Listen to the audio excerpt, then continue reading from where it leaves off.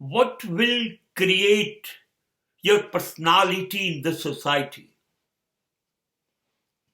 તમે કેવા છો, તમારું વ્યક્તિત્વ કેવું છે, એ સમાજ કેવી રીતે નક્કી કરશે, એ તમારી ઉપર આધારિત છે. કે તમે કેવા છો એ માન્યતા સમાજના મનમાં, વિચારોમાં, હૃદયમાં અંકિત તમારી બાબતમાં થાય, એ બધું તમારી પર આધારિત છે. એના માટે સમાજ એ જુએ છે કે તમે કેવું બોલો છો, તમારી વાણી, અને તમે બોલ્યા એમાં તમારા વિચારો રજૂ થયા. Your words will declare your thoughts. તમારા શબ્દો જાહેર કરશે તમે શું વિચારો છો. And then after, words, thoughts and behavior, વર્તન.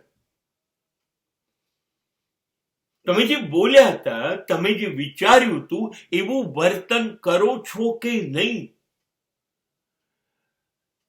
તમારું વિચાર તો સત્ય બોલવું,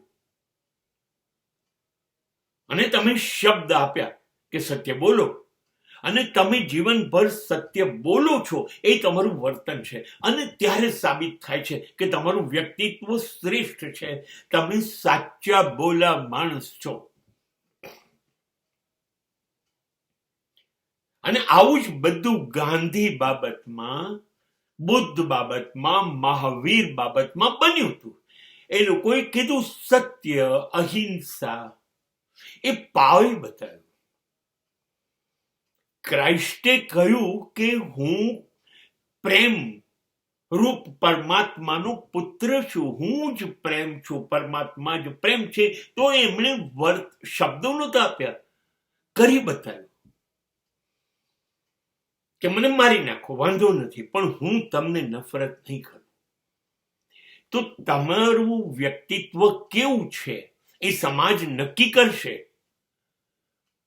કાં તો તમારા શબ્દોથી, ને કાં તો તમારા વિચારોથી, અને કાં તો તમારા વર્તનથી. That will decide your personality. So be careful.